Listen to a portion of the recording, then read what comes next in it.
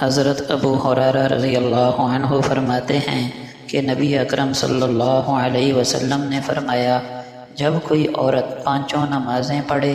ماہ رمضان کے روزے رکھے اور اپنی عزت کی حفاظت کرے، اپنے خاوند کی فرما برداری کرے، تو وہ جنت کے جس دروازے سے چاہے گی داخل ہو جائے گی۔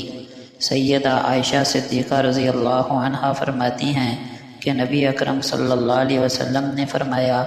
میری امت میں سے جو بھی شخص اپنی 3 بیٹیوں یا 3 بہنوں کی پرورش کرتا ہے اور ان کے ساتھ اچھا سلوک کرتا ہے تو وہ اس کے لیے جہنم کی آگ سے رکاوٹ بن جائیں گی۔ حضرت ابو امامہ رضی اللہ عنہ بیان کرتے ہیں کہ نبی کریم صلی اللہ علیہ وسلم نے فرمایا، جو شخص ہر فرض نماز کے بعد آیت الکرسی پڑھتا ہے، اسے جنت میں جانے سے موت کے سوا اور کوئی چیز نہیں روک سکتی، یعنی جیسے ہی موت آئے گی فوراً جنت میں چلا جائے گا۔ سیدنا ابو مسعود بدری رضی اللہ عنہ بیان کرتے ہیں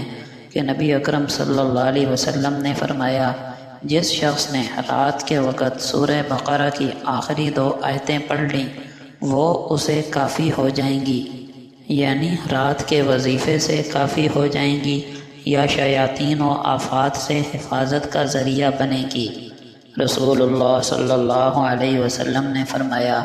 یقیناً بندہ حالت سجدہ میں اپنے رب سے بہت زیادہ قریب ہوتا ہے۔ آپ صلی اللہ علیہ وسلم نے فرمایا، جان لو کہ جب بھی تم اللہ کے لیے ایک سجدہ کرتے ہو تو وہ 1 درجہ بلند کر دیتا ہے اور اس سجدے کی وجہ سے تمہارا 1 گناہ مٹا دیتا ہے۔ نبی کریم صلی اللہ علیہ وسلم نے فرمایا،